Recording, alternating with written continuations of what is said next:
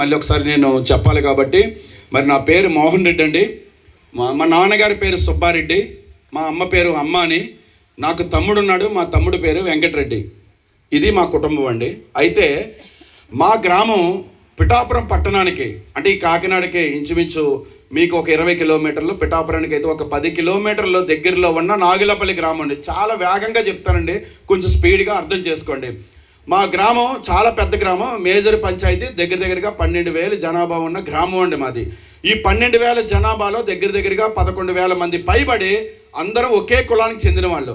అందరూ రెడ్డి కులానికి చెందిన వాళ్ళు. మిగిలిన వాళ్ళు కుల వృత్తులు అంతే అండి. ఒక 2-3 కుటుంబాలు ఉంటాయి, ఒక ఎస్సీ కాలనీ ఉంది అంతే తప్ప మా గ్రామంలో వేరే కొందరు ఇంకా సంపన్నులు అయితే వేరే అనుకున్న కులాలు ఎవరు లేరండి. అయితే మా గ్రామం చాలా అభివృద్ధి చెందిన గ్రామం అండి. బాగా ఫైనాన్షియల్గా, అంటే ఆర్థికంగా బాగా డబ్బున్న గ్రామం. ఒక మాట చెప్పాలంటే మా గ్రామం గురించి గొప్పని కాదు కానీ, ఈ తూర్పుగోదావరి జిల్లాలో, అంటే కలిసి ఉన్నప్పుడు తూర్పుగోదావరి జిల్లాలో ముఖ్యంగా 2 గ్రామాలు. ఒకటి ఏంటంటే అండి, ఎవరికైనా సరే డబ్బులు అప్పు కావాలంటే, కోట్ల మీదన్నా అప్పు కావాలి అంటే, తక్కువ వడ్డీతో అప్పు కావాలంటే ఆ ఊరు ఎలా తీసుకుంటారో ఇంకో రెండో ఊరు నాకు తెలియదు కానీ, మా ఊరు మాత్రం ఆ రోజుల్లోనూ ఇంచుమించు ₹1.30 వడ్డీతోటి ఎంత డబ్బైనా సరే అప్పు ఇవ్వగలిగి వెళ్తే చాలు డబ్బు దొరుకుతుందన్న ఊరు ఒకే ఒక ఊరు. 2 ఊర్లు అనమాట మన జిల్లాలో. ఒకటి నాగులపల్లి, 2 వేలంగి అనమాట, వేలంగి. అలాంటి నాగులపల్లి గ్రామంలో మాది ఒక కుటుంబం. మాదంతా కూడా, మా తాతయ్య గారి పేరు చెప్పాలి మీకు, చెల్లూరి వెంకటరెడ్డి గారు అనమాట మా తాతయ్య గారి పేరు. ఆయన మా అమ్మ తరపు తాతయ్య గారు అనమాట మాకు. మా నాన్నగారి తరపు కుటుంబం గురించి నేను చెప్పనండి సాక్షుల్లో, ఎందుకంటే మాకు మా నాన్నగారి తరపు కూడా చాలామంది పెద్ద కుటుంబం అయినప్పటికీ, మా నాన్నగారు వయసులో ఉన్నప్పుడే, నడి వయసులో ఉన్నప్పుడే మా తాతయ్య, అంటే నాన్నగారి తరపు ఉన్న తాతయ్య నానమ్మ ఇద్దరు కూడా కాలం చేశారనమాట అండి. కాబట్టి రెండవది, చిన్నప్పుడే మా ఊర్లో బాల్య వివాహాలు జరిగాయి అనమాట. మొన్నటి వరకు ఇంచుమించు దగ్గరగా ఒక 10-15 సంవత్సరాల క్రితం వరకు కూడా నాగులపల్లిలో విపరీతంగా బాల్య వివాహాలు జరుగుతూ ఉండేవి. మనకి ఎస్పీ డిడి నాయక్ వచ్చిన తర్వాతే చాలా కంట్రోల్ చేసి దాన్ని తీసి పడేసాడు అనమాట అండి. అందుచేత మా అమ్మకి చిన్నప్పుడే పెళ్ళి అయిపోయి 12వ సంవత్సరంలో పెద్దవాళ్ళని చేశారనమాట. మా అమ్మ 12వ సంవత్సరంలోనే మా నాన్నగారిని, ఎందుకంటే మా తాతయ్య గారు, అంటే మా అమ్మ తరపు తాతయ్య గారు చెల్లూరు వెంకటరెడ్డి గారు తీసుకుని వచ్చేసి మా నాన్నగారిని దగ్గర పెట్టుకున్నారు. అయితే మా తాతయ్యకి 6 సంతానం అండి. చెల్లూరు వెంకటరెడ్డి అనే మా తాతయ్యకి 6 సంతానం, 4 కొడుకులు, 2 అమ్మాయిలు అనమాట అండి. అయితే మా అమ్మ ఆఖరిది, మా తాతయ్యకి ఆఖరి సంతానం. అంటే మా అమ్మకి ఒక అక్క ఉంది, 4 అన్నలు ఉన్నారండి. అయితే మా తాతయ్య గారు చాలా మంచి వ్యక్తి. 4 కొడుకులు ప్లస్ 2 అల్లుల్ని కూడా కొడుకుల కింద లెక్క చూసుకుంటూ ఒకే కుటుంబంగా ఉంటూ, మాకు సెపరేట్గా ఇల్లు ఉంది, మా పెద్దమ్మకి సెపరేట్గా ఇల్లు ఉంది. కానీ పెద్ద నోగిలని మా తాతయ్య గారు, 4 కొడుకులు, మా తాతయ్య, మా అమ్మమ్మ అందరూ అక్కడ ఉండేవారు. పగలంతా కూడా మా అమ్మ, మా నాన్నగారు అందరూ కూడా వాళ్ళు అక్కడే ఉండేవాళ్ళు అండి. రాత్రి అవ్వబడికి జస్ట్ మేము మా ఇంటికి వచ్చేవాళ్ళు అనమాట అండి. పగలంతా కూడా నాగులపల్లిలో అక్కడ ఉండేవాళ్ళు. అయితే ఇప్పుడు ఇంతకీ నాగులపల్లిలో మా కుటుంబం ఏంటి అని చూస్తే, 40 సంవత్సరాల క్రితం, స్టార్టింగ్లో కొంచెం నెమ్మదిగా చెప్తున్నాను, చాలా వేగంగా చెప్తానండి వెళ్ళే కొలది, కాబట్టి అర్థం చేసుకోండి. 40 సంవత్సరాల క్రితం నాగులపల్లిలో చెల్లూరి వెంకటరెడ్డి అనే కుటుంబం అయితే మాత్రం దగ్గరగా 235 ఎకరాల, ప్రతి ఎకరాన్ని లెక్కేస్తే ఆ రోజుల్లో అండి, ఇప్పుడు కాదు, ఆ రోజుల్లో 235 ఎకరాల పొలం ఉండి, ఇంచుమించు ఈ విశాఖ జిల్లా, తూర్పుగోదావరి జిల్లా అప్పుడు సారాపాట్లు ఉండేవన్నమాట అండి.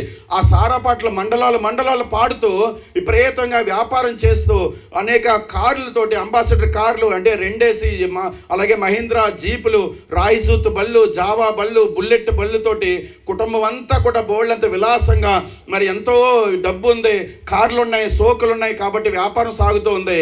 ఇలా సాగుతున్న మా కుటుంబం అనమాట అండి. ఆ రోజుల్లో మా తాతయ్య గారికి ఒక్కరికే త్రాగుడు కానీ ఏది అలవాటు లేదు.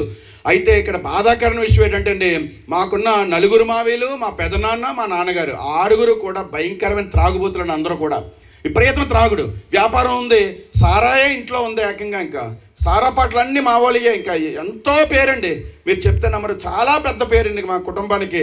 అలాగా అంత యాగంగా వ్యాపారం చేసుకుంటూ విచ్చలవిడిగా తిరుగుతూ, యేసుప్రభు అంటే తెలియదండి మాకు. అలాంటి స్థితిలో ఆ రోజుల్లో నాగులపల్లెటి ఊరిలో మరి యేసుప్రభు 40 సంవత్సరాల క్రితం అంటే ఆలోచించేయండి. ఇప్పుడే మనం మాట్లాడుకుంటూ ఉన్నాం. ఈ రోజుల్లో కూడా యేసుప్రభు గురించి మాట్లాడుతుంటే ఇంకా తెలియని తనం, ఇప్పుడే మాట్లాడుకున్నాం కదండి, ఇంకా చులకని తనం, అర్థం కాని పరిస్థితి. అలాంటిది 40 years క్రితం అంటే ఎలా ఉంటుందో ఆలోచించేయండి. యేసుప్రభు అంటే తెలీదు. నేను ఏదో హైందవ గురించి ఏదో విమర్శించాలని చెప్పట్లేదు, నా కుటుంబంలో జరిగింది చెప్పాలి కాబట్టి చెప్తున్నాను. అయితే మా అమ్మ మా పెద్దమ్మ కూడా ఇద్దరు కూడా చాలా భక్తి చేసేవారండి, ఎంతో భక్తి చేసేవారు. మామూలు భక్తి కాదండి. ఆ రోజుల్లో కార్లు ఇవన్నీ ఉన్నాయేమో అండి, అన్ని తీర్థయాత్రలు తిరిగి వచ్చేసారండి. ఇంకా వాళ్ళు ఒక ఉదాహరణ చెప్తున్నాను. బంగారు బల్లి వెండి బల్లి అని ఉంటాయి, అవి అప్పనపల్లిలోనే ఎక్కడో ఉంటాయటండి. అవి ఆ బంగారు బల్లి వెండి బల్లి గోడను ఉంటాయి. ఈ తీర్థయాత్రలు తిరుగుతూ ఆ బల్లులు ముట్టుకొని వస్తే అప్పుడు రోజుల్లో, ఇప్పుడు అలా మనకి తగ్గిందండి.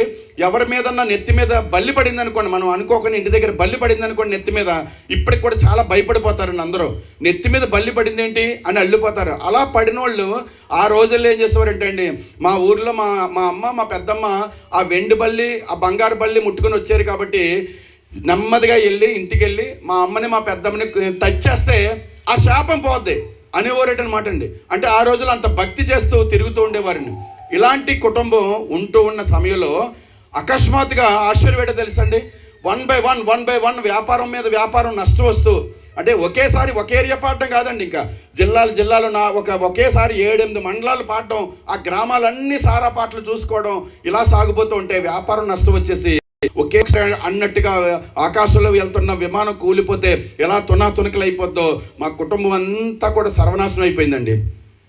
ప్రెస్టేజ్కి పోయి ఇంక వెంటనే నష్టం వచ్చేస్తుంటే ఇమ్మీడియట్గా ఈ 30 ఎకరాలు దొడ్డే ఉంది, ఇది అమ్మాడేసేయండి, ఈ 50 ఎకరాలు అమ్మేయండి, మళ్ళీ కొందాం, మళ్ళీ పర్లేదు అన్నట్టుగా 1 by 1 అండి. ఎంతో కాదండి, జస్ట్ ఒక 1 year 1.5 yearలో మొత్తం సర్వనాశనం అయిపోయి చివరికి ఇంకొక విషయం చెప్పమంటారా? ఆశ్చర్యం ఏంటంటే మా తాతయ్య గారు ఉన్న పెద్ద నోగులండి, ఇంచుమించు 10-12 ఉండియని రూములు, ఆ 4 కొడుకులు, మా తాతయ్య, మేమందరూ అక్కడ ఉండేవాళ్ళను. అలాంటి ఇల్లు కూడా చివరికి ఇల్లు కూడా అమ్మేయవలసిన పరిస్థితి వస్తుందండి మా కుటుంబానికి. ఇలాంటి స్థితిలో బెంగ పెట్టుకుని మా తాతయ్య చాలా మంచి వ్యక్తి అండి, ఇక చెల్లూరు వెంకటరెడ్డి గారు అంటే పెద్ద పేరు, చనిపోయాడు అనమాట మా తాతయ్య గారు కూడా. ఇలాగా అయితే కొడుకులకి మా మావిలకి ఏం చేయాలో అర్థం అవ్వట్లేదు. అస్సలు బాగా సోకులతో ఉండేవారేమో, విలాసాలేమో, విపరీత ఖర్చుతో ఉండేవారేమో అండి. వాహనాలు పోనే, ఇల్లు పోయింది, ఏమీ లేదు, చెట్టుకొకటి పుట్టుకొకటి అయిపోయారు. కానీ మాకు మాత్రం సెపరేట్గా కొంచెం ఇల్లు ఉంది. మా అమ్మమ్మని తీసుకొచ్చి మా ఇంటి దగ్గర పెట్టామండి. మా పెద్దమ్మకి ఇల్లు ఉంది, కానీ మా కొడుకులు మా మాయులకి ఎవరికి కూడా అద్దెళ్ళకి పాలైపోయారు. ఊర్లోనే అవమానం అండి, ఊర్లో ఎంతో పేరు. అలాంటిది ఈరోజు అద్దెళ్ళు పాలైపోయి ఏం చేయాలని తెలియని పరిస్థితిలో ఉన్నప్పుడు మాకు ప్రత్యేకంగా ఆ సమయంలోనే మా నాన్నగారికి, దయచేసి అర్థం చేసుకోండి, మా నాన్నగారి తరపు వచ్చిన ఆస్తి ఒక 3.5 ఎకరాలు మంచి పొలం అండి. నాగులపల్లి తార్ రోడ్డు పాయింట్ మకొందెబ్బతో సహా ఉండేదనమాట అండి. అక్కడ గేదెలు ఆవులు కట్టి ఉండేవి. ఆ మకొందెబ్బతో పాటు 3.5 ఎకరాలు మాత్రమే మాకు సెపరేట్గా మిగిలిందండి. ఇంకా మొత్తం పేరు చెప్పి ఎవరికి భూమి లేదండి. ఇంకా అలాంటి స్థితిలో మా తాతయ్య గారు చనిపోయారు. ఆ పరిస్థితుల్లో మా మావీలు 4 కూడా మా అమ్మ దగ్గరికి వచ్చి, మా అమ్మని నువ్వు సుబ్బారెడ్డితో మాట్లాడు, మీ దగ్గర ఉన్న డాక్యుమెంట్లు ఇచ్చినట్లయితే మన నాగులపల్లిలోనే ఒక పెద్ద ఆయన దగ్గర, అంటే బిల్లబ్బారెడ్డి గారు అని చెప్పేసి చాలా కోటీశ్వరుడు, ఆయన దగ్గర తనఖా పెట్టి కొన్ని డబ్బులు తెచ్చి మళ్ళీ మనం సారా పాటలు పాడదాం, ఖచ్చితంగా మనకి మంచి జరుగుతుంది అని చెప్పి అడగడం జరిగిందండి మా మావీలు. వెంటనే మా అమ్మ చాలా బాధతోటి వెంటనే అయ్యో ఎంత పెద్ద పరిస్థితి అయిపోయిందని పడి, చాలా ఇష్టం అండి, మా అమ్మన్న వాళ్ళకి ఇష్టమే, వాళ్ళంటే మా అమ్మకు కూడా అందరూ కలిసే ఇష్టం. అలాంటి పరిస్థితులు మా నాన్నగారితో చెప్పినప్పుడు మా నాన్నగారు కూడా చాలా బాధపడిపోయి వెంటనే ఇచ్చే డాక్యుమెంట్స్ అని ఆ 3.5 డాక్యుమెంట్లు కూడా మా మావేలు చేతిలో పెడితే, మా మావేలు వెళ్ళి నాగులపల్లిలో బుల్లబ్బారెడ్డి గారు ఆయన ఇంటి దగ్గర వాళ్ళతో మాట్లాడి ఆయన తనఖా పెట్టి డబ్బులు తెచ్చి, మరి విశాఖ జిల్లాలో ఉన్న రావికవత మండలం, ఆ రావికవత మండలం ఒకటి పాడారనమాట నా డబ్బులతోటి. పాడితే అక్కడ చిన్నపాసులు, పెద్ద పాసులని ఇవన్నీ ఊర్లు అక్కడ తిరుగుతూ ఉంటే మా నాన్నగారు అక్కడ వాళ్ళు ఏం చేశారంటే, మా మావీలు ఏం చేశారంటే, డబ్బులు డాక్యుమెంట్ మంద కాబట్టి కావాలని చేయలేదని, కానీ ఏంటంటే పెడితే బాగుంటుందని ఏం చేశారంటే, కంపెనీ ఏదో ఒకరి పేరుని పెట్టాలి కదండి, అంటే బిడ్ వేస్తుంది గవర్నమెంట్, ఆ బిడ్డు ఎవరు ఎక్కువ పాడతారో వాళ్ళకి వస్తుంది, అది మనం వేసాం, వచ్చింది, వస్తేకి అది మా నాన్నగారి పేరున పెట్టారన్నమాట, పెనుమల్లి సుబ్బారెడ్డి పేరు మీద పెట్టారు కంపెనీ అనమాట అండి. పెడితే అక్కడికి వెళ్ళిన తర్వాత ఏం జరిగిందంటే, అక్కడ కూడా వ్యాపారం బాగోలేదండి, జరుగుతుంది. ఈ లోపలనే మా నాన్నగారికి అకస్మాత్తుగా అక్కడ విపరీతమైన లివర్ కంప్లైంట్ వస్తుంది అనమాట, విపరీతం త్రాగుపోతుంది. మా నాన్నగారు ఉదయం లేవడమే త్రాగుడు దానివల్ల ఏమైపోయిందంటే అండి, మా నాన్నగారికి లివర్ కంప్లైంట్ వచ్చేసి, జ్వరం వచ్చేసి, విపరీతమైన టెంపరేచర్ అండి, 103, 104 వచ్చేయడం. అంత ఎత్తుండి ఇలా మంచి మీసాలతోటి బలంగా ఉన్న వ్యక్తి ఇంకా విపరీతంగా నల్ల బొగ్గులాగా అయిపోయింది. వెంటనే దగ్గుతుంటే సీమి రక్తం పడిపోయి, కఫం పడిపోయి, కంపు వాసన వచ్చేస్తూ ఏది పెడుతున్నా సరే ఇమిడేది కాదండి, వాంతి అయిపోతూ ఉండేది. అలాంటి పరిస్థితులకు మా నాన్నగారు వస్తారండి. అక్కడ చిన్నపాసుల్లో ఉన్నారన్నమాట, రావుకవత మండలం. అలాంటి పరిస్థితుల్లో మా మావేలు కానీ ఏం చేయాలో అర్థం కాని పరిస్థితి. అప్పుడు మా నాన్నగారికి పెద్ద చదువుకోలేదండి ఆ రోజుల్లో. అప్పుడు చదువులు సరిగా వెళ్ళేవారు కదా, స్కూల్కి వెళ్తుంటే పారిపోయేవారటండి. అలాంటిది ఏదో మా నాన్నగారికి సంతకం పెట్టవచ్చు తప్ప ఇంకేమి రాదండి అసలు. అలాంటి స్థితిలో మా అమ్మకి ఏం చేయాలో తెలియని పరిస్థితుల్లో వైజాగ్ తీసుకెళ్ళి, అక్కడి నుంచి దగ్గర కాబట్టి వైజాగ్ తీసుకెళ్ళి చూపించారు, కేజీహెచ్లో అక్కడ చూపించారు, స్కానింగ్ తీశారు. బ్రతకడమ్మా, చనిపోతాడు, చాలా ఇంతకాలం ఎంతో కాలం అవ్వలేదని తెలియలేదు, కానీ లోపల ఏదో తేడా జరిగింది కాబట్టి చచ్చిపోతాడు, తీసుకెళ్ళిపోండి అంటే మళ్ళీ రాజమండ్రి తీసుకొచ్చి రాజమండ్రిలో వైద్యం చేస్తే అక్కడ కూడా బ్రతకడమ్మా, చనిపోతాడు అని మా నాన్నగారి గురించి చెప్పినప్పుడు ఆశ్చర్యం ఏంటో తెలుసండి, ఇంకా మా అమ్మకి ఏం చేయాలో తెలియదు. వైజాగ్లో చనిపోతాడని చెప్పారు, రాజమండ్రిలో చనిపోతాడని చెప్పారు, తీసుకెళ్ళిపోమంటున్నారు మా నాన్నగారిని ఇంటికి. మరి నాగులపల్లి తీసుకొచ్చేస్తే అప్పటికే కుటుంబం అంతా పడిపోయి ఉంది, అలాంటి సిదిగిపోయి ఉన్నారు. అలాంటి ఊరంతా గోల కింద ఉంది. ఆ చెల్లూరు వెంకటరెడ్డి అల్లుడు చిన్నల్లుడికి అస్సలు బాగోలేదట, చనిపోతాడట అన్న గోలలో ఉందండి. అలాంటి పరిస్థితుల్లో మా అమ్మ మా నాన్నగారిని నాగులపల్లి తీసుకొచ్చేస్తే, ఇంటికి తీసుకొచ్చేస్తే అదిగో వైద్యం చేయించడానికి కూడా డబ్బులు లేవు, అంత భయంకరంగా స్థితి, పాడైపోయారు అని వైద్యం చేయించుకొని ఇంటికి తీసుకొచ్చి పడిసేశారని ఎక్కడ అంటారని మా అమ్మ దుఃఖపడుతూ ఏం చేయాలో తెలియక పక్క నుంచి ఎవరు కనిపించట్లేదు, ఎవరు ఆదరించట్లేదు. మరి పిఠాపురాన్ని సిఎంసి హాస్పిటల్ ఉందండి, ఆ సిఎంసి హాస్పిటల్లో మా అమ్మ మా నాన్నగారిని అడ్మిట్ చేయడం జరిగిందనమాట. వాళ్ళని అక్కడ కూడా డాక్టర్ చూసి అమ్మ బ్రతకడు, చనిపోతాడు, తీసుకెళ్ళిపోమంటే, కానీ వాళ్ళు మాత్రం అక్కడ ఏం చేశారంటే అండి, బ్రతిమాలి మా అమ్మ ఏడ్చి చేస్తే నిజంగా దేవుని ప్రేమ తెలిసిన వాళ్ళు కాబట్టి మొట్టమొదటి అక్కడ మా నాన్నగారిని అడ్మిట్ చేసుకున్నారండి. అడ్మిట్ చేసుకుని అదే సిఎంసి హాస్పిటల్లో వైద్యం చేస్తున్నారు, కానీ ప్రతి 3 రోజులకి 4 రోజులకి ఒకసారి రిపోర్ట్లు చూస్తున్నారు, కానీ రికవరీ లేదు. యాంటీబయాటిక్స్ ఎక్కిస్తున్నారు, విపరీతంగా వైద్యం చేస్తున్నారు, కానీ మా నాన్నగారిలో ఎక్కడ కూడా ఏది ఆ వ్యాధికి సంబంధించిన తగ్గుదల ఏం కనబడట్లేదండి. విపరీతం జ్వరం వచ్చి నాకు బాగా గుర్తుంది, ఐస్గడ్డ ఆ సిఎంసిలో వైద్యం చేయడం అంతా నాకు బాగా గుర్తుందండి. నేను అప్పుడు 5వ తరగతి చదువుతున్నానమ్మా, నేను నాకు 10వ సంవత్సరం వయసు అప్పుడు, నా తమ్ముడు 3rd క్లాస్ చదువుతున్నాడు.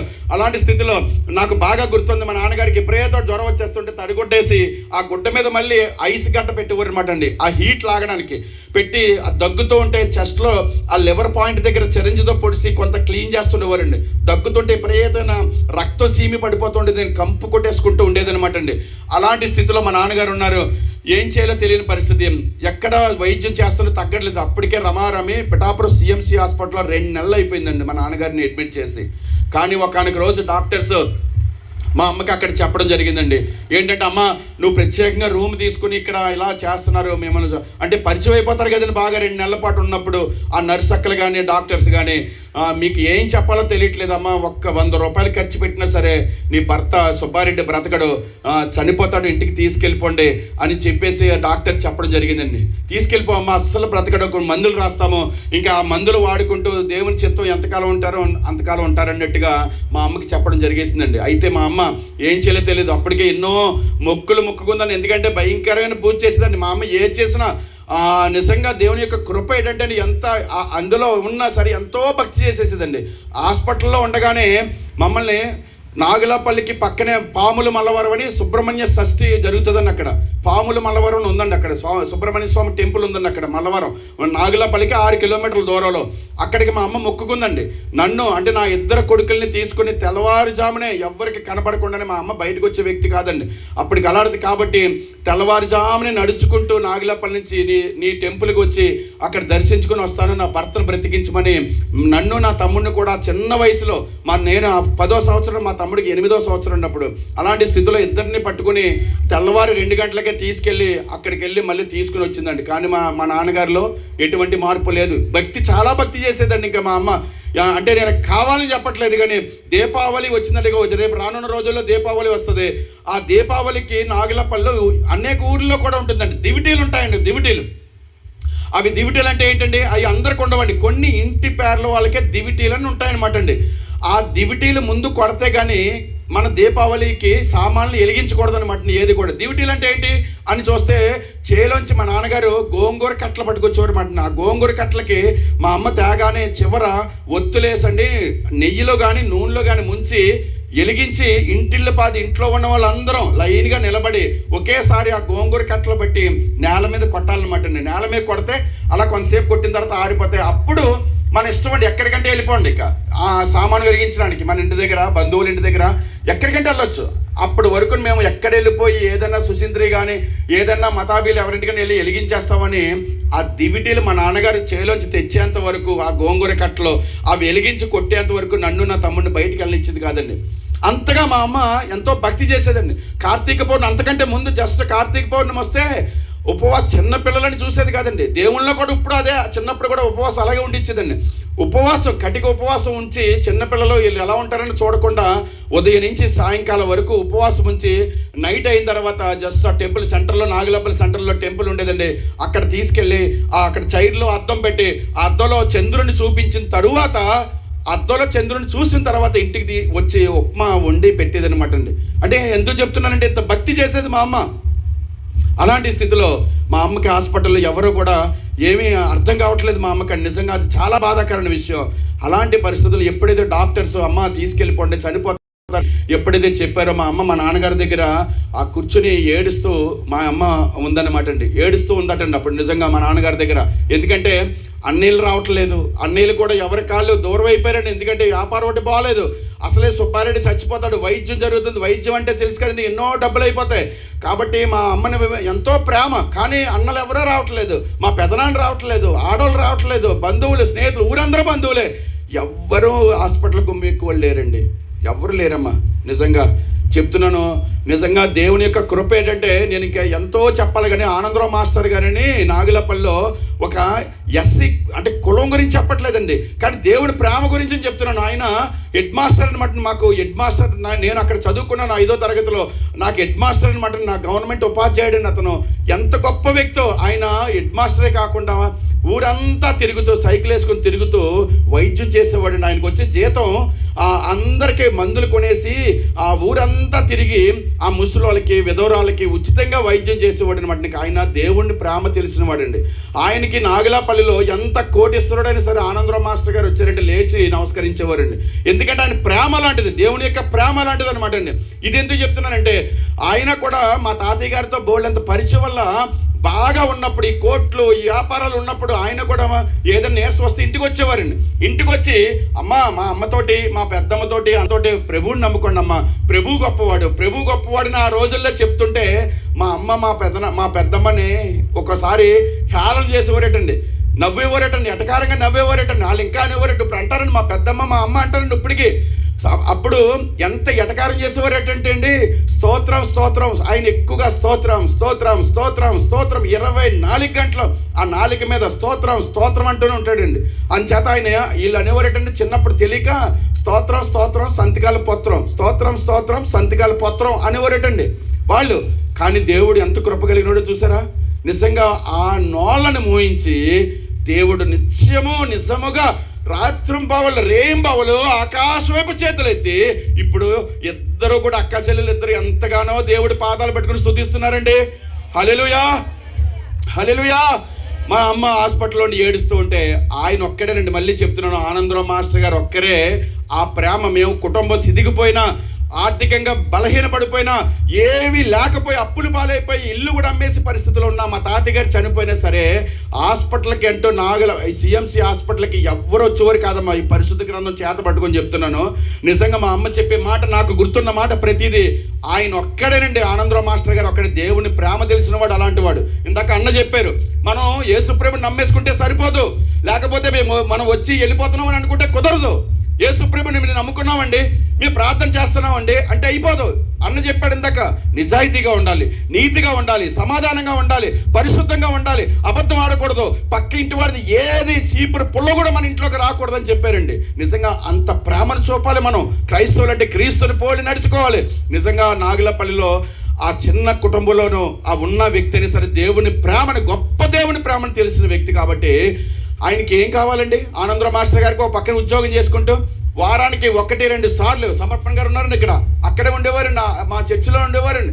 అక్కడ మా పాస్టర్ గారి దగ్గర అన్ని తర్పీదు పొందుతూ సమర్పణ గారు ఆ చిన్నప్పటి నుంచి కూడా ఆ ఆనందరావు మాస్టర్ గారికి నాగులాపల్లి నుంచి, ఆ రోజుల్లో ఏముండి కాదండి, బస్సులుండి కాదు, గుర్రం బండి ఎక్కి ఉప్పాడ బస్ స్టాండ్కి వచ్చి అక్కడి నుంచి దిగి రిక్షా ఎక్కి ఒక 3-4 కిలోమీటర్లు ఉంటుంది సిఎంసి, అక్కడికి వచ్చి మా అమ్మని పలకరించి మా నాన్నగారిని పలకరించి ఆయన ఒక్కడే వచ్చి ఓడేటండి. పలకరించడానికి ఎవరు వచ్చేవారు కాదు. న్యూ టెస్టమెంట్ కొత్త నూతన నిబంధన గ్రంథం అది తెచ్చి మా అమ్మకి ఇచ్చి మా నాన్నగారికి ఇచ్చి, సుబ్బారెడ్డి నువ్వు చదువు లేకపోయినా నువ్వు బాధపడకు, నువ్వు భయపడకు, దేవుడు గొప్పవాడు, నువ్వు ప్రార్థన చేసుకో సుబ్బారెడ్డి అని, ఇదిగోండి ఇలాగ బైబిల్ ఇలా తెరిచి న్యూ టెస్టమెంట్ ఇలా తెరిచి గుండెల మీద పెట్టుకో సుబ్బారెడ్డి, ఉదయం లేచి లేవగానే ఫస్ట్ కళ్ళు తెరవగానే గుండెల మీద ఉన్న బైబిల్ ఇలా తీసి ఇలా చూడు, దేవుడికి స్వస్థత ఇస్తాడని వాడేటండి ఆయన వచ్చి మా నాన్నగారికి. కానీ ఆ చేసేవారు కానీ మా నాన్నగారికి కానీ వీళ్ళకి ఎవరికి యేసుప్రభు అంటే తెలియదండి, ఇంక అసలు ఏమని ఎలా ప్రార్థన చేయాలో తెలియదు. అలాంటి పరిస్థితుల్లో ఆయన ఒక్కడే వచ్చేవాడు, ఆ ప్రేమను చూపేవారు. అలాంటిది అయితే డాక్టర్స్ ఎప్పుడైతే మా నాన్నగారిని తీసుకెళ్ళిపోమన్నారో, మరి మా అమ్మ మా నాన్నగారి దగ్గర ఉండి మరి దుఃఖపడితే ఏడుస్తున్నప్పుడు, దయచేసి త్వరగా చెప్తున్నాను, మరి నర్సు సిస్టర్ వచ్చి వెంటనే ఆ 2 నెలలుగా అలవాటు అయిపోయిందేమో అండి. ఎప్పుడు అన్న మాట ఆశ్చర్యం ఏంటంటే అండి, దేవుడు అక్కడి నుంచి స్టార్ట్ చేశాడండి మాకు. మా అమ్మ దగ్గరికి వచ్చి ఏడుస్తూ ఉంటే ఒక నర్సు అక్క సిస్టర్ వచ్చండి, అమ్మ నువ్వు ఏడుస్తున్నావు, నీకు ఎందుకో ఒక మాట చెప్పాలనిపిస్తుంది, ఈరోజు ఉదయం నుంచి కూడా నాకు ప్రేరేపణగా ఉంది, మన యొక్క హాస్పిటల్లో మధ్యలో ఒక చర్చ్ ఉంది కదా, నువ్వు అక్కడికి వెళ్ళి ప్రార్థన చేసుకో, నీ భర్తను దేవుడు బ్రతికిస్తాడని చెప్పిందంటే హల్లెలూయా. అంతేనండి. అయితే మా అమ్మకి వెంటనే ఆ మాట వినగానే చిన్నప్పటి నుంచి ఆనందం ఎక్కలేదు, కానీ ఆ పరిస్థితుల్లో ఆవేదనలో ఉంది, దుఃఖంలో ఉంది, కన్నీటిలో ఉంది, బాధలో ఉంది, చుట్టూ ఎవ్వరు కనిపించట్లేదు, నడి సముద్రంలో పడిపోయినట్టు మా అమ్మ కనబడుతుంది. ఎందుకంటే మా నాన్నగారు చనిపోతే మా 2 బిడ్డలు మేమిద్దరు ఏమైపోతామనే ఆలోచన ఉంది మా అమ్మకి. ఇంత గొప్ప కుటుంబం అందరూ ఉన్నారు కానీ ఎవ్వరు కనిపించట్లేదు, మా అమ్మకి ఏం తెలియదండి. అలాంటి స్థితిలో వెంటనే వేగంగా ఎలా ప్రార్థన చేసిందో తెలియదండి, అసలు ఎలా మోకరించాలో ఎలా అడగాలో, యేసుప్రభుని అసలు ఏమని అడగాలో తెలియదు మా అమ్మకి. కానీ ఆవిడ చెప్పిన మాట పట్టుకుని ఇప్పటి వరకు ఎన్నో చూసింది, కానీ పరుగున వెళ్ళిపోయి ఆ చర్చిలో ప్రార్థన చేసుకుని వచ్చి మామూలుగా రాత్రి పడుకుందంటే మా నాన్నగారు పక్కనే ఆ హాస్పిటల్లో పక్కన పడుకుంటే అర్ధరాత్రి 12 దాటిన తర్వాత ఇంచుమించుగా మా అమ్మకి ఒక దర్శనం చూస్తుందన్నమాట. అదే రోజు రాత్రి ఆ అద్భుతమైన దర్శనం ఏంటంటే అండి, ఒక ఎత్తైన మనిషి నిలుటంగి వేసుకుని ఒక తెల్లటి గొర్రెపిల్ల చేత పట్టుకుని మా అమ్మని అమ్మా అని చెప్పేసి తట్టి లేపి, బాధపడుతున్నావా, బాధపడకు, ఇదిగో ఈ గొర్రెపిల్లని నీకు ఇస్తున్నాను, నువ్వు జాగ్రత్తగా చూసుకో, నీకేమవ్వదు, ఇది జాగ్రత్తగా చూసుకొని చేతిలో పెట్టేటండి. హల్లెలూయా. చేతులు పెట్టి మాయమైపోయారు మాట అండి. ఇది తెలియట్లేదు మా అమ్మకి, అనుభవం లేదు, ఎప్పుడు ఈ జీవితంలో మా అమ్మకి అనుభవం లేదు. ఎవరు ఈ తెల్లటి వ్యక్తి, గొర్రెపిల్ల ఏంటి, జాగ్రత్తగా చూసుకో అమ్మ అని తట్టి లేపారంటే ఒక కన్న తండ్రి, అందులోనే మా తాతయ్య గారు లేరేమో, మా నాన్న అంటావా లేకపోతే ఏంటి, మా అమ్మకి అర్థం కావట్లేదు ఎవరికి చెప్పుకోవాలా అని.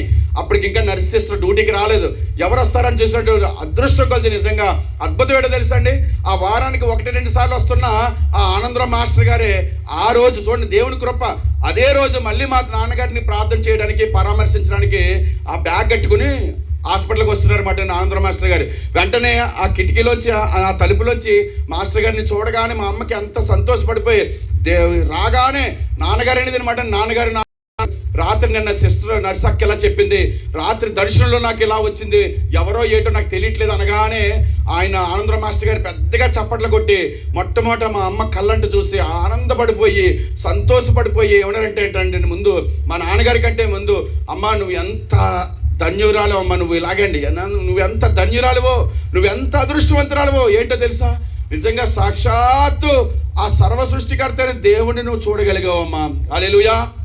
ఆయన కృపను నువ్వు పొందుకున్నావమ్మా, అది ఎవరికో లేని భాగ్యం. అలాంటిది దేవుడిని నువ్వు చూడగలిగావు తల్లి, నీకు ఇంక సుబ్బారెడ్డికి ఏం పర్లేదు, నీకు దేవుడు ఖచ్చితంగా స్వస్థత ఇస్తాడని ఎంతో సంతోషంగా ధైర్యం చెప్పి ప్రార్థన చేసి వెళ్ళారటండి.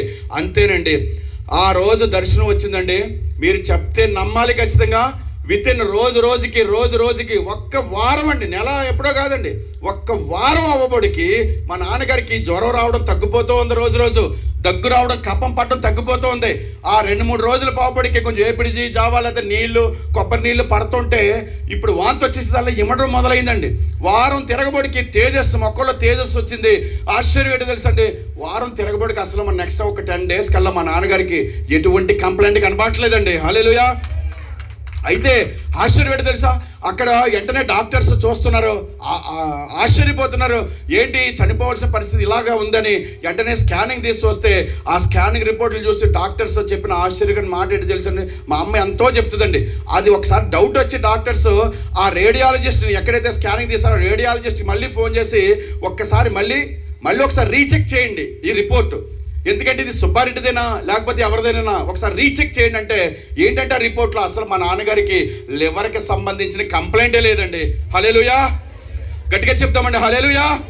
యాక్చువల్లీ మా నాన్నగారిని ఆ రోజుల్లో బ్రతకాలంటే లివర్ ట్రాన్స్ప్లాంటేషన్ జరగాలన్నారండి. అంటే ఎవరైనా లివర్ ఇస్తే ఆ లివర్ అంటే మాటలు కాదండి, ఆ లివర్ ఇవ్వాలి, రెండోది కోట్లు ఖర్చు అయిపోతాయండి దానికి. నెక్స్ట్ ఎంత కేర్ తీసుకోవాలి. అలాంటిది మా నాన్నగారికి అలాంటిది ఏది లేకుండా స్వస్థత కలిగి అద్భుతం ఏంటి తెలుసు, 10 రోజులు అవ్వబడికి మా నాన్నగారికి సంపూర్ణమైన ఆరోగ్యం వస్తే అప్పుడు డాక్టర్స్ చెప్తున్నారు మా అమ్మకండి, అమ్మ ఇది నిజంగా ఆశ్చర్యం, ఇది డాక్టర్ పరిభాషలో జరిగేది కాదు, మేము మీకు మందులు రాస్తాము, మీరు ఈసారి కూడా ఉండొద్దు, ఇంటికి వెళ్ళిపోండి, సంతోషంగా ఉండండి అని చెప్పేసి మా నాన్నగారిని పంపిస్తే, మా నాన్నగారిని బయటికి పంపిస్తున్నప్పుడు ఒక మాట చెప్పారటండి, సుబ్బారెడ్డి నీ భార్యను చూసేవాళ్ళు, నీ బిడ్డల ముఖం చూస్తే మాకు తెలియదు కానీ మరి దేవుడు ఎంతో అద్భుతం చేశాడు, నీకు ఎట్టి పరిస్థితుల్లో నీ జీవితంలో గ్లాసు పట్టుకోవద్దు, అంటే త్రాగొద్దు, త్రాగావంటే ఖచ్చితంగా చచ్చిపోతావు అని చెప్పి మా నాన్నగారిని ఇంటికి పంపించారండి.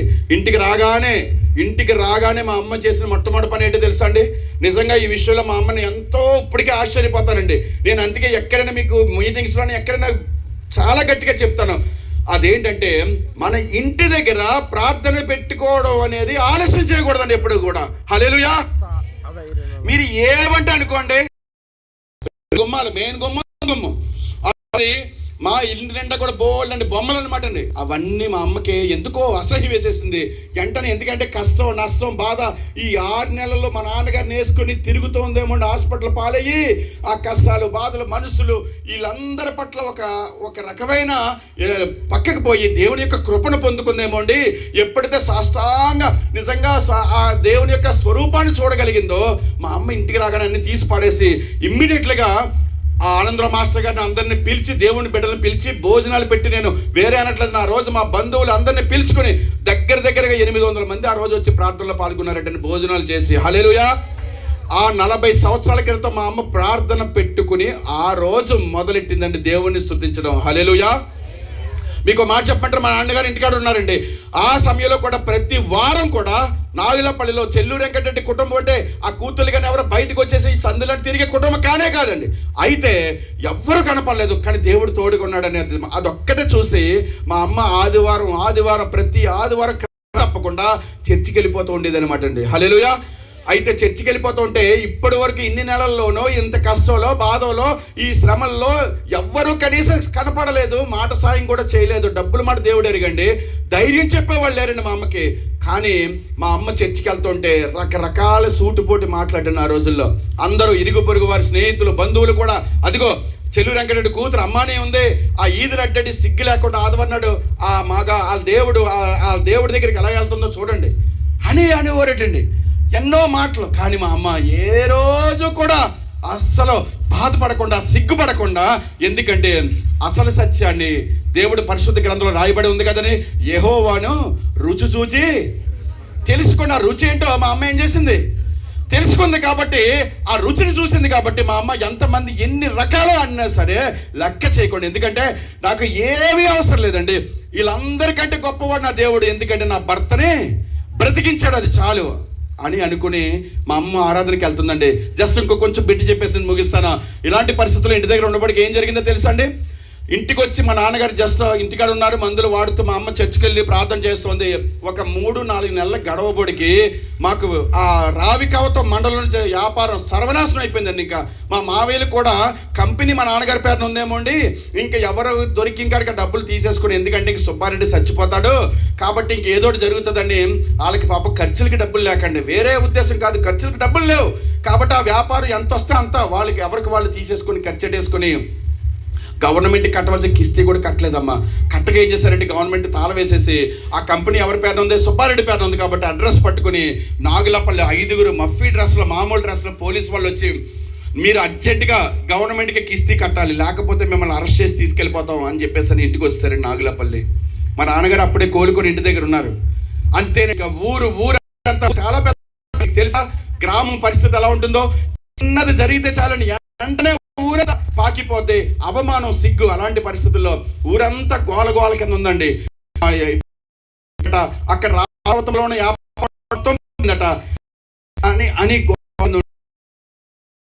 మా అమ్మకి మా నాన్నగారికి ఏం చేయాలి డైరెక్ట్గా. ఎవరు ఒక వైద్యానికి డబ్బుల్లో అసలు ఇలాంటిది ఏం చేయాలో, ఎవరితో మాట్లాడాలో ఎవరు తెలియట్లేదు. మా అమ్మకే ఆధారమైన మా తాతయ్య లేడు, చనిపోయాడు. అన్నీళ్ళందరూ మంచి వాళ్ళే, కానీ ఎవరికి చెట్టుకోకడం పుట్టుకోకడం కనిపించట్లేదు. ఊర్లో లేరు, ఎవరికాడు దూరంగా ఉన్నారు. ఏం చేయాలని తెలియదు. ఈ గోలలో ఏం జరిగిందో తెలుసండి. ఇది ఒకటే కాదు, అదే సమయంలో మరి మా డాక్యుమెంట్ నాగులపల్లిలో బిల్లబ్బారెడ్డి గారి దగ్గర పెట్టి తనఖా చేసి డబ్బులు తెచ్చారు కదండి మా మావేలు. వాళ్ళకి ఆ దగ్గరున్న కొంతమంది పెద్దలు ఆయనకి బుర్రకెక్కించి, ఇదిగో సుబ్బారెడ్డి సాగు బతుకుల్లో ఉన్నాడట, అక్కడ వ్యాపారం కూడా పోయిందట, అదిగో పోలీసు వాళ్ళే వచ్చేసారు, కిస్తీ కట్టకుండా వదిలేసి వచ్చేసారట, కాబట్టి మీరు బాకీ వసూలు చేసుకోండి ఈ టైంలో, ఈ టైంలో మీరు బాకీ వసూలు చేసుకోకపోతే మీకు ఇంకా డబ్బులు రావు అని మళ్ళీ ఆయనకి పురుగులిపితే ఆయన పెద్దోళ్ళని మా ఇంటికి పంపించి అర్జెంటుగా నుంచుని పలంగా నా బాకీ కట్టమని మా నాన్నగారి దగ్గరికి ప్రెజర్ తీసుకురావడం జరిగిందండి. ఏం చేయాలి? ఒకే సమయంలో పోలీసు వాళ్ళ ఇంటి దగ్గర ఉన్నారు. ఓ పక్క నుంచి నాగులపల్లి మావోడే పెద్ద ఆయన, చాలా డబ్బు ఉన్నవాడు, అయితే నిర్దాక్షిణ్యంగా డబ్బులు కట్టమంటున్నాడు. ఏం చేయాలో తెలియని పరిస్థితి అండి. ఏం చేయాలి? నిజంగా చాలా మనకి ఏదో అనుకుంటాం, కానీ సాక్ష్యం అనగానే ఏదో ఓహో అద్భుతం, నిజంగా చాలా నిజమే కదా అని అనుకుంటాం, కానీ ఒక్కసారి ఫీల్ అవ్వమని బతిమాలుకుంటున్నాను మిమ్మల్ని అందరినీ కూడా. ఆ పరిస్థితి నేను ఉంటే, నా కుటుంబం ఉంటే, ఒకవేళ అలాంటిది ఎదురైతే ఏం చేయాలి? అలాంటి పరిస్థితి ఈ రోజుల్లో ఎలా ఉన్నారండి అసలు పరిస్థితి? అలాంటిది మా అమ్మ వెంటనే, మా అమ్మకి తెలిసి ఏడుస్తోంది. ఒకే ఒకటి తెలుసు, ఎందుకంటే దేవుడు గొప్పవాడిని తెలుసుకుంది. నా భర్తను బ్రతికించిన దేవుడు నాకు సహాయం చేస్తాడని మా అమ్మ కన్నీరు కారుస్తూ ప్రార్థన చేయడం మొదలెట్టింది. ఆ సమయంలో మా అమ్మకి ఒక ఆలోచన దేవుడు ఇచ్చాడు మనసులో. అదేంటో తెలుసా? మా నాన్నగారితో చెప్తుంది, ఏమండి మనం ఏం చేయాలో తెలియట్లేదు, ఈ పోలీసు వాళ్ళకంటే ఎక్కువగా వీళ్ళ ప్రెజర్ ఎక్కువైపోయింది, కాబట్టి మనకు ఒకటే మార్గం ఉంది, ఆ 3.5 ఎకరాల పొలం కూడా ఆయన దగ్గర ఉంది, కాబట్టి ఆయన్ని అమ్మేమందాం అండి, అమ్మేసి ఆయనకి డబ్బులు తీసుకోమందాం, ఏమైనా మిగిలితే ఇస్తారు లేకపోతే లేదు అని మా నాన్నగారితో అంటే, మా నాన్నగారు మంచంపై పడుకుని అలా ఏడుస్తూ ఏం చేయాలో తెలియక, సరే వచ్చిన వాళ్ళకి ఆ కబురు పంపిస్తే ఆయన ఓకే అని వెంటనే ఆ భూమిని అమ్మకాన్ని పెట్టేస్తే చాలా మంచి భూ అండి. వెంటనే మా వాళ్ళే చాలా తక్కువకి, ఆ రోజుల్లో అప్పటికి విలువ ఉన్నప్పటికీ కూడా చాలా తక్కువకి, ఎందుకంటే తెలుసు కదండి మీకు, కష్టంలో నష్టంలో ఉన్నప్పుడు విలువైన వస్తువు ఏదైనా ఉందంటే చాలా మనం ఏం చేస్తామండి, చాలా తక్కువకి దాన్ని పొందుకోవాలని చూస్తాం. అలా తక్కువకి మా భూమి పోయింది. ఆ తక్కువలో దేవుడు చేసిన అద్భుతం ఏంటో తెలుసా అండి? ఆ 3.5 ఎకరాలు మక్కం దెబ్బతో సహా పోతే ఆ డబ్బులన్నీ వడ్డీతో సహా ఆయన తీసేసుకోక కొన్ని డబ్బులు మిగిలి పట్టుకెళ్ళి సుబ్బారెడ్డికి ఇచ్చేయండి నా పెద్ద ఆయన పంపిస్తే, ఆ డబ్బులు పట్టుకొచ్చి లెక్కేసి చూస్తే గవర్నమెంట్ కట్టడానికి సరిపోయేటానికి, కిస్తీ కట్టడానికి. హల్లెలూయా, హల్లెలూయా, గట్టిగా చెప్పండి అమ్మా, హల్లెలూయా, హల్లెలూయా. నిజంగా దేవుని స్తుతిస్తున్నామండి మేము, హల్లెలూయా. ఎందుకో తెలుసా? ఆస్తి అంతస్తు పోయిందని మా అమ్మ బాధపడట్లేదు. ఉన్న ఏ దిక్కు లేదు, ఎవరు లేరు, ఉన్న చిన్న ఆసరా ఏదా 3.5 ఎకరాలే, 2 బిడ్డలు ఉన్నారు, కానీ మేము ఎలా బ్రతకాలి? సుబ్బారెడ్డి చూస్తే ఏ పని తెలియదు అని చెప్పేసి అని ఏ రోజు అని కాదండి. ఎందుకంటే ఒకటే మా అమ్మకి విశ్వాసం, అదేంటో తెలుసా? ఈ ఆస్తులు అంతస్తులు పోయినా పర్లేదు కానీ దేవుడు గొప్పవాడు, ఎందుకంటే అన్నిటికంటే శ్రేష్టమైంది నా తల ఎత్తుకునేలా చేశాడు. అదేంటంటే నా భర్తని బ్రతికించి ఉంచాడు నా తండ్రి, నా దేవుడిని, నా దేవుని ఆరాధన చేస్తుంది. హల్లెలూయా. ఇలా భూమి పోయి, ఆ పోలీసుల బాకీ పోయి, వ్యాపారంగా క్లోజ్ అయిపోయింది, ఊర్లో అప్పు లేదు, ఇంక ధైర్యంగా ఎవరు ఇంక లేరు కదా, పర్వాలేదు ఏదోలాగా ఇంకా జీవితాన్ని గట్టిన అవుదామని ఒక 3-4 ఇవన్నీ 1 by 1 అండి, 1 by 1 వితిన్ 1 సంవత్సరంలో ఈ హాస్పిటల్లో, నెక్స్ట్ ఇంటికి వచ్చిన తర్వాత ఈ అప్పు, నెక్స్ట్ ఇంకొక ప్రమాదమైన, అత్యంత ప్రమాదకరమైంది ఇంకొక 3-4 నెలల్లో మాకు ఎటువంటి సమస్యలు లేవు అనుకుంటూ ఏదో ఉన్న దాంట్లో అలా కుటుంబాన్ని పోతూ ఉంటే, మేము చదువుకుంటున్నాం, చిన్నపిల్ల 6వ తరగతిలో కూర్చోన్నప్పటికీ అలాంటి పరిస్థితుల్లో ఒక 4 నెలలు 3 నెలలు గడిచేటప్పటికి పిఠాపురం కోర్టు నుంచి మా ఇంటికి మా నాన్నగారి పేరు మీద ఒక నోటీస్ వచ్చిందండి పిఠాపురం కోర్టు నుంచి. ఆ నోటీస్ ఏంటి? తీరా చూస్తే చాలా సీరియస్ నోటీస్, ఏకంగా ఇంటిని జప్తు చేయమని నోటీస్ వచ్చిందండి. ఎందుకంటే అప్పటికే ఈ 7-8 నెలలుగా 4-5 సార్లు నోటీసులు ఇచ్చారటండి. మా అమ్మ మా నాన్నగారు హాస్పిటల్ పాలైపోవడం వల్ల, ఈ వైజాగ్ రాజమండ్రి తిరగడం వల్ల ఆ నోటీసులు అందుకోక, తెలియక, ఎవరు తీసుకోక వెనక్కిపోయి మొత్తానికి ఏమైందంటే సీరియస్ అయిపోయి మా ఇల్లు జప్తు చేయమని నోటీసులు ఇచ్చేయడానికి కోర్టుడు ఏకంగా ఇవ్వడమే కాదు, మీరు నిజమేనా అనుకుంటారు. నేను చెప్తున్న ప్రతి మాట అక్షరపళ్ళు, ఎక్కడ ఏది కల్పితం కాకుండా ఉన్నట్టుగా నా కుటుంబం గురించి, నా తల్లిదండ్రుల గురించి నేను చెప్తున్నానండి. దయచేసి అర్థం చేసుకోండి. ఏం జరిగిందో తెలుసా? మాదిగోడని బట్టి మొత్తం ఊరంతా టౌకేశారండి. మా ఇల్లు జప్తు చేస్తామని చెప్పేసి అనేసండి. ఊరంతా కూడా ఏంటి ఇంతకీ జప్తు ఏంటి, అప్పు ఏంటి, కోర్టు నోటీసులు ఏంటి అని అది చూస్తే బాధాకరణ విషయం ఏంటో తెలుసా అండి? బాగా సిద్దుకుపోయిన తర్వాత మా ఊర్లో మందుల నీలాద్రి అని ఒక ఉన్నాడు, నీలాద్రి రెడ్డి అనమాట. పొట్టుగా ఉండి పంచికట్లు కట్టుకోనండి, ఆయన ఊరంతా తిరుగుతూ వైద్యం చేసేవాడు అనమాట. ఎవరో ఆనంద మాస్టర్ గారిలా కాదు, డబ్బులకి వైద్యం చేస్తూ అప్పు వడ్డీకి ఆ డబ్బులు ఇస్తుండేవాడు అనమాట. ఆయన నీలాద్రి రెడ్డి గారు నాగులపల్లిలో. ఆయన దగ్గర మా పెద్ద మావయ్య, నలుగురు మావయ్యలో మా పెద్ద మావయ్య అనమాట, ఇప్పటికీ ఉన్నాడు మా మావయ్య, పెద్ద మావయ్య. 5,000 రూపాయలు అప్పు తీసుకున్నాడటండి ఆయన దగ్గర, మందుల నీలాద్రి గారి దగ్గర. పడిపోయిన తర్వాత, చిదిగిపోయిన తర్వాత తీసుకున్నాడు. ఆ నోటు మీద, ప్రామిసరీ నోటు మీద మా నాన్నగారి చేత ఆ జామీల కింద ఏలుముద్ర ఇచ్చాడటండి మా నాన్నగారిది. కాబట్టి మా మావి కనపడక, ఆ డబ్బులు కట్టక అందరికీ బాకీ కడుతున్నాడు సుబ్బారెడ్డి అని ఆయన ఏం చేశాడంటే అండి, ముఖ్యంగా మెయిన్ కంటే ఈ మధ్యలో జామీలు ఉన్నవాడికి ప్రమాదం ఎక్కువ కాబట్టి మా నాన్నగారికి ఇంటికి ఇల్లు ఉంది కాబట్టి ఇంటి నోటీస్ ఇచ్చి ఆ ఇంటి మీదకి మొత్తానికి జప్తు చేయమని నోటీస్ ఇచ్చారండి. మా నాన్నగారికి ₹1 కూడా తెలియదు దాంట్లో. ఒక మామూలుగా మా పెద్దమాయ తీసుకున్నాడు, మామూలే కదా అన్నట్టుగా ఏలుముద్ర వేశారు. ఆ పాపానికి ఊరంతా టౌకేశారండి మాదిగోడితోటి. ఇలాంటి పరిస్థితుల్లో ఏం చేయాలండి? మా అమ్మాయి ఏం చేయాలో అర్థం కావట్లేదు. అతని దగ్గరికి తెలుసున్న వాళ్ళని పంపించిన, అసలు కడతామో కొంచెం వడ్డీ తగ్గించమన్నా సరే అస్సలు ఆయన తగ్గించలేదండి. అతను చాలా కఠినాత్ముడు ఆయన. అయితే బాధాకరమైన విషయం ఏంటంటే, మళ్ళీ మా అమ్మ ప్రార్థన చేస్తూ ఉంది. నిజంగా చెప్తున్నానండి, విశ్వాసంతో మా అమ్మ ప్రార్థన చేస్తుంది, కానీ పొలం లేదు, ఎవ్వరు ₹100 ఇచ్చేవాళ్ళు లేరు, బయటికి వెళ్ళడం లేదు, ఏం చేయాలో తెలీదు. ఇది వచ్చి ఇల్లు జప్తు చేస్తామన్నారు. ఇల్లు జప్తు చేసేస్తే ఒకవేళ ఇల్లు అమ్మేస్తే ఎక్కడికి వెళ్ళిపోవాలి? కనీసం తలదాచుకోవడం ఇల్లు కూడా ఎవరు అద్దెకి ఎవరెవరండి. నిజంగా ఆ రోజుల్లో మా అవమానాన్ని బట్టి, భయంకరమైన ఊర్లో పరిస్థితిని బట్టి, ఎందుకంటే ఆ రూమ్ రెంట్ అయినా లేదంటే ఇస్తారో ఎవరో తెలియని పరిస్థితి. అలాంటిది నిజంగా అనకూడదు కానీ అలాంటిది మా అమ్మ కన్నీరు కార్చి యేసయ్య పాదాలు పట్టుకుని ప్రార్థన చేస్తుంది. అప్పుడు దేవుడు మా అమ్మకి పెట్టిన రెండో తలంపు ఏంటో తెలుసా అండి? ఆ రోజున మా ఇల్లంతా కూడా అన్ని గదుల్లో బోల్డ్ అంత సామాను ఉండేదండి. ఎందుకంటే 2 కూతుర్లకి కూడా మా తాతయ్య గారు బోల్డ్ అంత సామానం పెట్టాడండి. అలాగే మంచి టేకు వస్తువులు ఉండేయండి, బీరువాలు కానించి అన్నీ కూడా. ఎందుకంటే ఏజెన్సీ ఏరియాల్లో వ్యాపారం ఏమోండి, సారా వ్యాపారం కాబట్టి మంచి కలపతోటి, మంచి అందమైన ఆ నగిసితోటి మంచి బీరువాలండి అవన్నీ ఉండేవి. ఇంట్లో పెద్ద గాబులు ఉండేవండి, పెద్ద ఇత్తడి గాబులు, ఇత్తడి చెంబులు, పెద్ద సామానం అనమాట. ఇల్లంతా సామానమే. అలా అది దేవుడు మా అమ్మకు ఒక తలంపు పెట్టాడు. నీకు ఆడబిడ్డ లేదు కదా, 2 కొడుకులే కదా, ఈ ఇంటిలో ఉన్న సామానం అంతా నీకెందుకు, అమ్మే నేనున్నాను కదా నీకు అని చెప్పేసరి మా అమ్మకు ఒక ఆలోచన వచ్చిందండి. అది తప్ప మా అమ్మకి ఇంకేం చేయాలో తెలియదండి. నిజంగా వెంటనే మా నాన్నగారికి చెప్పి, అమ్మ దయచేసి అర్థం చేసుకోండి, ఈ రోజుల్లో ఎవరున్నారండి, మా అమ్మ గురించి వేరే కాదండి, ఏదైనా కుటుంబానికి సమస్య వస్తే, భర్తకు వస్తే భార్య కానీ, భార్యకు వస్తే భర్త కానీ, ఎవడైనా పాలు పంచుకుని ఉన్నాడండి ఈ రోజుల్లో? నిజంగా ఆలోచన చేయండి. ఇప్పుడు అంటున్నారు చాలామంది, ప్రభువుని తెలుసుకున్న వాళ్ళు కూడా, ఇది మాదండి, నా తండ్రి ఇచ్చాడండి, ఇది నా తండ్రిదండి, నేను నీకు ఇవ్వను, నేను పోతాను కావాలంటే ఇది అట్టుకుని. కుటుంబం ఏమైపోయినా పర్వాలేదు, కుటుంబం సర్వనాశనం అయిపోయినా పర్లేదు, ఆ నవ్వులు పాలైపోయినా పర్లేదు, ఈదులు పడిపోయినా పర్లేదు అండి, నేను మాత్రం ఇవ్వను. ఎట్లాగండి? అది దేవుడి మీద ఆధారపడాలి, మనుషులు ఈ ఆస్తుల మీద కాదండి. అందుకు చెప్తున్నాను, ఈ లోపల ఉన్న సామానం బ్రతికించదు. మా నాన్నగారు బ్రతికించిందండి సామాను, లేకపోతే ఎంతో భూములు పుట్టలు ఉంటే మా నాన్నగారిని బ్రతికించిందండి, ఎన్నో చేసింది. కానీ దేవుడే సాక్షాత్తు ప్రత్యక్షమయ్యి అద్భుతమైన రీతికి మమ్మల్ని నడిపిస్తున్నాడండి. వెంటనే మా నాన్నగారు, నీ ఇష్టం, నీకు ఎలా అనిపిస్తే అలా చేయమంటే, మీరు నమ్మరు, నాగిలపల్లిలో తోక వేసి మా ఇంట్లో ఉన్న, ఎందుకంటే నాకు ఆడపిల్లలు లేరు, 2 మగపిల్లలే కదా అని చెప్పేసి మొత్తం మాకు ఏ బట్టలు పెట్టుకోవడానికి కూడా ఒక బాక్స్ కూడా లేదండి, మొత్తం నంపాడేసిందండి. మా అమ్మ మా నాన్నగారు పడుకునే ఒకే ఒక మంచం అంతేనండి. ఇంకా అదిలా పందిరి మంచాలు ఆడదనమాటండి, 4 సైడ్లు పందిర్లు ఉంటాయి కదండి, మీకు ఆ రోజుల్లో ఉండేవి. ఆ మంచం ఒక్కటే మాకు ఉందండి, ప్లేట్లు గ్లాసులు తప్ప మిగిలినవన్నీ ప్రతిదీ ఇత్తడి. ఈవెన్ నీళ్ళు పట్టుకుని చెంబుతో సహా తూక వేసి అమ్మేసిందండి. అవన్నీ అమ్మేస్తే, బట్టలు పెట్టుకుని బీరువా కానించి అన్నీ అమ్మేస్తే ఆశ్చర్యమేటో తెలుసా అండి, ఆ డబ్బులన్నీ కౌంట్ చేస్తే ఆ రోజుల్లో ఆ 5,000తో పాటు ఆ కోర్టు నోటీసులో ఉన్న ఆ ఖర్చులు అన్నీ మొత్తం అన్ని కలిపి కట్టాలన్నమాట కోర్టుకి. అవన్నీ డబ్బులు కట్టడానికి సరిపోయండి. హల్లెలూయా, హల్లెలూయా, హల్లెలూయా. ఇంత గొప్ప దేవుడండి. ఇదేంటండి, ఇంట్లో ఉన్న సామానం పోయి, భూములు అమ్మిపోయి, అన్నీ పోయి దేవుడు గొప్పవాడట రేటును బాబు అన్నారా, అనుకుంటున్నారా?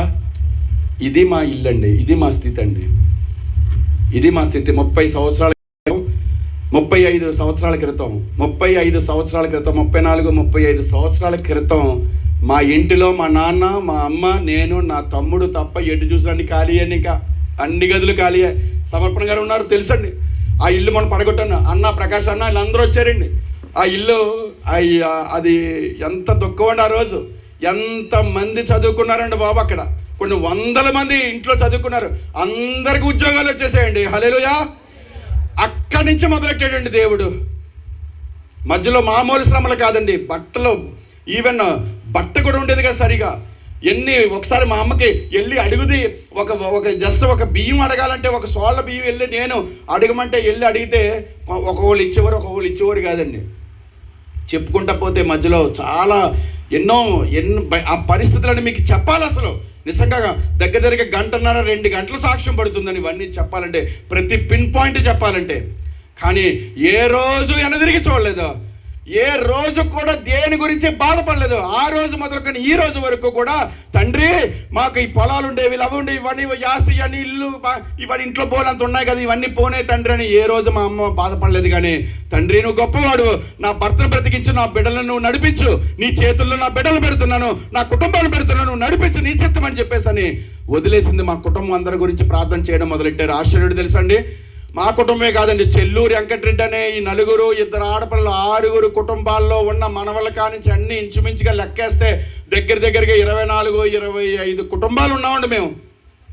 ఒకవైపు ఈ 24, 25 కుటుంబాలలో గట్టిగా లెక్కేస్తే 2, 3 నదులు దూరంగా ఉన్నారు కాబట్టి 2, 3 అంతే. మిగిలిన వాళ్ళందరము కూడా దేవుని కృపలోకి వచ్చేసామండి. హల్లెలూయా. గట్టిగా చెప్పాలని కొడదామండి, గట్టిగా హల్లెలూయా. అందరమునండి, ఇంకా అందరము దేవుని రెక్కల నీడలోకి వచ్చేసాం. మీకు ముగిస్తున్నాను. ఇప్పుడు దేవుడు ఎలా నడిపిస్తున్నాడు తెలుసండి. ఈ చెల్లూరి వెంకటరెడ్డి అనే కుటుంబంలో ఉన్న ఈ 6 వంశాల్లో చదువుకున్న మగవాళ్ళు, ఆడవాళ్ళు కానించి మేమందరం, అంటే సపోజ్ నాకు వరుసగా చెల్లి అవ్వచ్చు, లేకపోతే మేనగోళ్ళు అవ్వచ్చు, లేదంటే ఇలా అనమాట, అందరము చదువుకున్న ఈ 6 కుటుంబాలలో ఉన్న వాళ్ళు అందరము చదువుకున్న ప్రతి ఒక్కరము, మొట్టమొదటి చెప్పాలంటే మీకు అందరము ఎంప్లాయీస్ అండి. మేమందరం అదేమో చప్పట్లు కొట్టరు,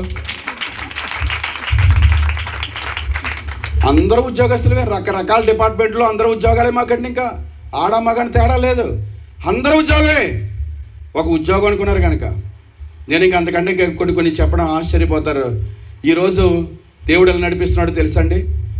ఆశ్చర్యరీతిగా కాదు, నేను చెప్పాలంటే మీకు ఆశ్చర్యపోతారు. నేను డిగ్రీ చదువుకున్న తర్వాత అయిపోయిన తర్వాత జస్ట్ మా నాన్నగారిని ఎవరో ఒకళ్ళ దగ్గర అడగమందాము, అప్పుడు బ్రాందీ షాప్లో ఉండి, లేదంటే కనీసం అక్కడికైనా వెళ్ళిపోతే ఆ గ్లాసుల్లో ఆ సీసాల్లో అది వాటర్ అంటే పోయడానికని హెల్పర్గా ఉంటాను. అక్కడ 900, 1000 రూపాయలు ఇచ్చేవారండి. అలా ఉంటే బాగుంటుంది, ఒక 1000 రూపాయలు ఇస్తే మా అమ్మకి సహాయపడతాను అనుకునేవానండి. కానీ ఏ రోజు కూడా నా తండ్రి నిజంగా ఎంత గొప్పవాడంటే ఏ రోజు కూడా ఎవరు ఒక్కడి దగ్గరికి వెళ్ళి అడగనివ్వలేదు, చేతులు కట్టుకొని నిలబడినివ్వలేదు. మా అమ్మ చేసే ప్రతి ప్రార్థన, మేము చేసిన ప్రతి ప్రార్థన దేవుడు ఆలకిస్తూ అడిగే వాటికంటే, ఊహించే వాటికంటే అత్యధికంగా మమ్మల్ని దీవించేస్తున్నాడండి. హల్లెలూయా. గట్టిగా హల్లెలూయా. అత్యధికంగానండి, నేను చెప్పలేను. నిజంగా నేను ఎలా వర్ణించాలో తెలియదు. ఒక 1000 రూపాయల కోసం ఎదురు చూశానండి, 1000 రూపాయల కోసం. నా తమ్ముడు 8, 9, 10 తరగతి, 8, 9, 10 అండి హై స్కూల్కి వచ్చింది. నాగులపల్లి పెద్ద హై స్కూల్ అండి. కానీ బుక్స్ కొనడానికి కొంచెం అది కూడా కష్టమైపోతే నా తమ్ముడిని, నేను హై స్కూల్లో చదువుకున్నాను, నా తమ్ముడిని 8, 9, 10 రాజమండ్రి గోదావరి నది ఒడ్డిన గౌతమి జీవకారుణ్య సంఘం అని ఒక పిల్లల్ని, అనాథ పిల్లల్ని పెంచే అక్కడ హాల్ ఉందండి, అదే ఆ సంస్థ ఉంది అక్కడ, గౌతమి జీవకారుణ్య సంఘం అని. వాళ్ళు అక్కడ ఫ్రీగా భోజనం పెట్టి అన్ని బాగోగులు చూసుకుని గవర్నమెంట్ స్కూల్కి పంపించి చదువు చెప్పేవారండి. నా తమ్ముడు 8, 9, 10 అక్కడ చదువుకున్నాడండి. నా తమ్ముడు వెంకటరెడ్డి జీవకారుణ్య సంఘం, గౌతమి ఎవరు ఉంటారు అక్కడ? తల్లిదండ్రులు లేని పిల్లలు, దిక్కులేని పిల్లలు, బాగా చిదుగుపోయిన, లేదంటే ఫైనాన్షియల్గా ఏమీ ఆధారం లేని పిల్లలు అక్కడ ఉంటారండి. నా తమ్ముడు అక్కడ చదువుకున్నాడండి. అక్కడ చదువుకున్నప్పుడు ఏం చేసేవాడు తెలుసా అండి? ఆశ్చర్యుడు తెలుసా? ఇంటికాడ బయట మాత్రమో ఎప్పుడు కూడా అన్నీ ఉన్నట్టు ఉండేవండి. మాకు అన్ని సమృద్ధి ఉన్నట్టు ఉండేది. క్రిస్మస్ వస్తే బట్టలు కనుక్కోవాలి అమ్మనంటే అడగడం ఎలాగనుకున్న టైంలో నా తమ్ముడు రాజమండ్రి చూడ చిన్నోడైనా సరే అండి, ఎంత గొప్ప విషయం చూడండి ఇది. ఆడు రాజమండ్రి నుంచి నాగులపల్లి వస్తున్నప్పుడు అప్పుడు కుమార్ షర్ట్స్, చర్మా షర్ట్స్ అని ఉండేయండి. కుమార్ చర్మాస షర్ట్స్ అని ఉన్నాయని కొంతమంది మీకు పెద్దవాళ్ళు తెలిస్తే, అవి ఎంతో కాదండి, స్టిచ్చింగ్ చేసేసి 60 రూపాయలు, 50 రూపాయలు, 70 రూపాయలకి షర్ట్ వచ్చేసింది డైరెక్ట్గా. ఇంకా ఇప్పటికీ మనకి మసీద్ సెంటర్ పక్కనే ఉండేదండి ఆ కుమార్ షర్ట్ను చర్మాస షాపులండి.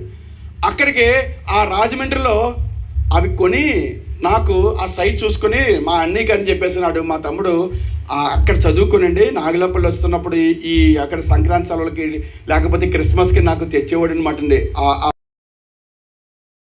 ఆనందం ఎంత ఆనందం, ఎంత ఉండదు స్టిచ్చింగ్తో సహా. ఎంత అండి? 60 రూపాయలు, 50 రూపాయలు, కాయిన్ పెట్టిన 45 రూపాయలు లీస్ట్కి ఆ షర్ట్లు ఉండేయండి. అలా నడిపించి ఈరోజు ఒక 1000 రూపాయలు నెలకు వస్తే చాలని మమ్మల్ని చూసిన మేము అనుకున్నాం, కానీ దేవుడు అనుకోలేదండి. దేవుడు మనల్ని పరీక్షిస్తూ ఉంటాడు. మనం భవిష్యత్తులో, ఆఖరిగా చెప్తున్నాను, మనం భవిష్యత్తులో ఎప్పుడు కూడా దేవుడు మనల్ని ఎలాగే చేస్తాడంటే ఈ జీవితంలో ఖచ్చితంగా నన్ను మహిమపరిచిస్తుంది అన్న విశ్వాసం గాని ఆ హృదయాన్ని కానీ చూసే నిన్ను ఆ గొర్రెలు కాసుకొని దావీదు కూర్చోబెట్టినాడు, నిన్ను కూర్చోబెడతాడండి అక్కడ సింహాసనం మీద. దేవుడు ఏం చూడాలి నీలో? ఏం చూడాలి? నువ్వు కష్టంలో ఉన్నప్పుడు, నష్టంలో ఉన్నప్పుడు, నువ్వు కన్నీటి ఉన్నప్పుడు చూస్తుంటాడు. అదేంటి ఈ మేలు ఇంత కూడా చేసింది రొమ్ముకు నా మనసులో ఉంది అనుకోండి. మాటలు ఎవరు సరే అండి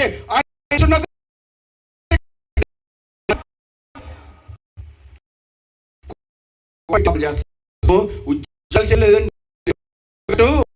అనేక వ్యాపారున్నామండి. ఏదో లక్షలతోటి కాదన్న మా వ్యాపారాలన్నీ కూడా మీరు ఆశ్చర్యపోతారు. ఎలా అని ఆశ్చర్యపోతారు నిజంగా. మొత్తం మా కుటుంబం అందరము కలిసి ఎన్నో రండి, ఒకటి కాదు, చెప్తే నమ్మరు, ఆశ్చర్యపోతారు. పిఠాపురం పట్టణంలో ముఖ్యంగా హార్వెస్ట్ రేపు జనంలో ఒక అద్భుతమైన హైవేలో ఒక 5 కోట్లు పెట్టి కూడా మీరు అందరూ కూడా వస్తారు అక్కడికి, మీరు చూసి ఆశ్చర్యపోతారు. నేను ఒక 1000 రూపాయల ఉద్యోగం కొంచెం